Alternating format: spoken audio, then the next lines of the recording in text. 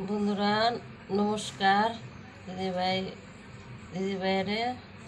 দিদিভাইরা আপনারা কেমন আছেন? আমি ভালো আছি। আমরা রান্না করতেছি আজকে এই পাবদা মাছ দিয়ে আর এসে ভেন্ডি দিয়ে সর্ষা দিয়ে রান্না করব। সর্ষাটা যে বাইটা নিছি, কাঁচামরিচ, সর্ষা, কালো সর্ষাটাই বেশি খাই। কিভাবে রান্না করি দেখেন, কিভাবে রান্না করি।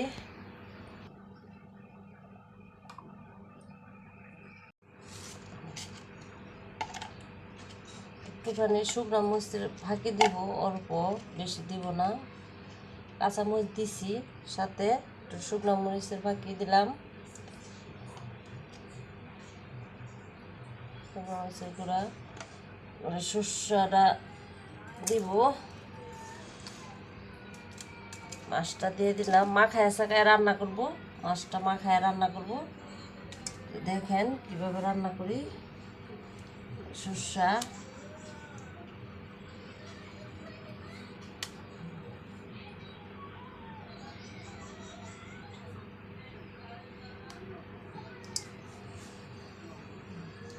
তেলটা দিয়ে দিব।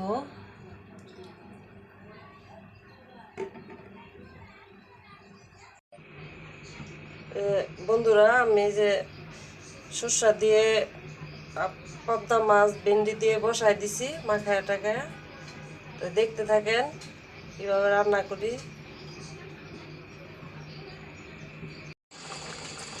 বন্ধুরা এই যে আমার পাবদা মাছ দিয়ে ভেন্ডি দিয়ে সর্ষা দিয়ে তরকারি, তরকারিটা এই যে বলক আসছে, আর একটু জাল দিয়ে মানে মাছটা আর একটু করে তারপরে নামাই দিব।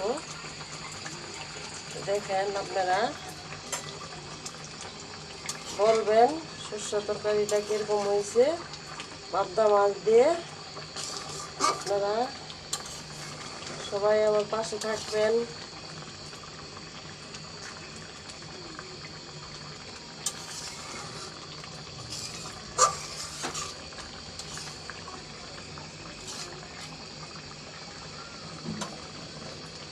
একটু শুকাইব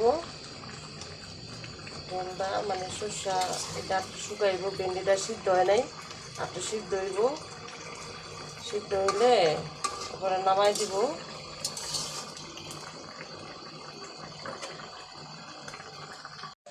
বন্ধুরা আমার সর্ষা তরকারিটা হয়ে গেছে, তখন নামাই ফেলবো। তো দেখেন সুন্দর শুকাইছি, বেশি ঝোল রাখি নাই, হয়ে গেছে যে সর্ষা তরকারিটা। বন্ধুরা আমার রান্না শেষ। এই যে রান্না করছি পাবদা মাছ দিয়ে, সর্ষা দিয়ে, ভেন্ডি দিয়ে, তারপর চাল কুমড়া রান্না করছি, ভাজি করছি কালিজিরা পেঁয়াজ দিয়ে, তারপরে কই মাছ দিয়া, টমেটো দিয়ে, আলু দিয়ে টক রান্না করছি আম দিয়ে। আপনারা দেখতে থাকেন, বলবেন কিরকম হয়েছে কমেন্ট করে। তা আমার পাশে থাকবেন। আপনাদের সবার ধন্যবাদ।